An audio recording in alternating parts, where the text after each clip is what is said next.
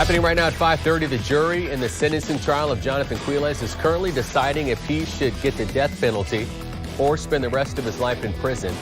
Quiles was convicted last week on 2 counts of murder, 1 count of sexual assault in connection to the death of his pregnant niece and her unborn child. News for Jax reporter Marilyn Parker joining us live from the courthouse with the latest. Marilyn? Yes, well, the jury has been going over their recommendation for a little over an hour now.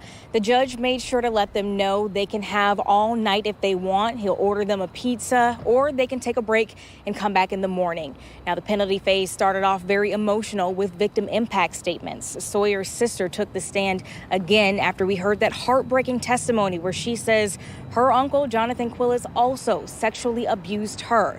But this time, she started talking about her relationship with her sister, saying how close they were and the life that they had planned together. Take a listen to how hard her life has been in the last 5 years. My family will forever have an empty space that can never be filled by anything or anyone. The disappearance of my sister has caused me a great deal of mental instability. I just can't understand how someone who is loved and carrying life herself can be thrown away as if they were trash, as if they meant absolutely nothing to anyone. Ayana was loved. Hazel was loved. And just to reiterate, Hazel is the name of the unborn child. We started to hear witness testimony on behalf of Quiles. They started off with a psychologist who says she believes Quiles is capable of being productive in a controlled environment.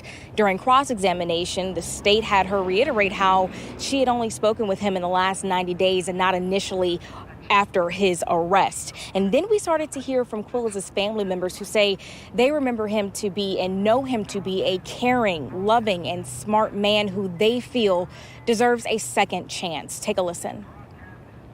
I just wish everybody knew John like I knew John. John is such a warm, loving person. Everybody that comes across John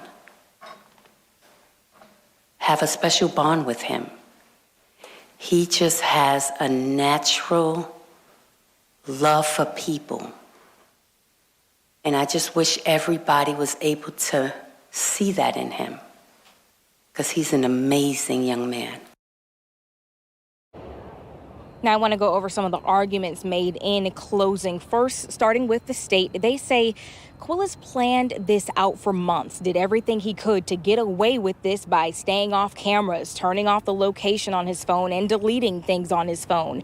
They say he was all about the baby, or this whole thing was all about the baby that he thought was his. So he lured Sawyer away while she thought they were going to run away together, but instead he killed her.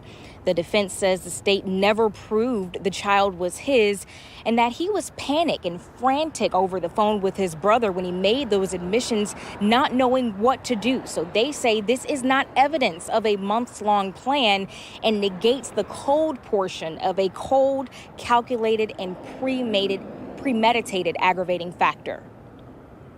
Complete justice for Ayana for her unborn baby.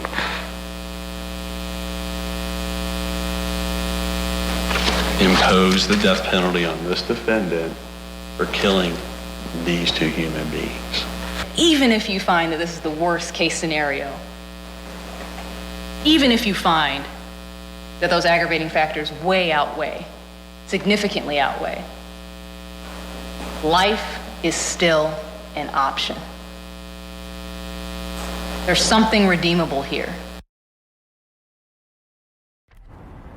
The defense told the court they did have plans to call Johnathan Quiles' brother Joseph, who took the stand last week, and he is the reason why this case turned from a missing persons to a homicide case, because his brother made those admissions to him. However, they had some technical difficulties with their Zoom.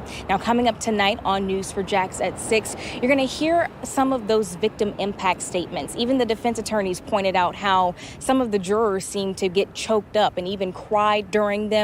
You can hear them coming up tonight on News for Jax at 6. We're live at the Duval County Courthouse. Marilyn Parker, Channel 4, the local station.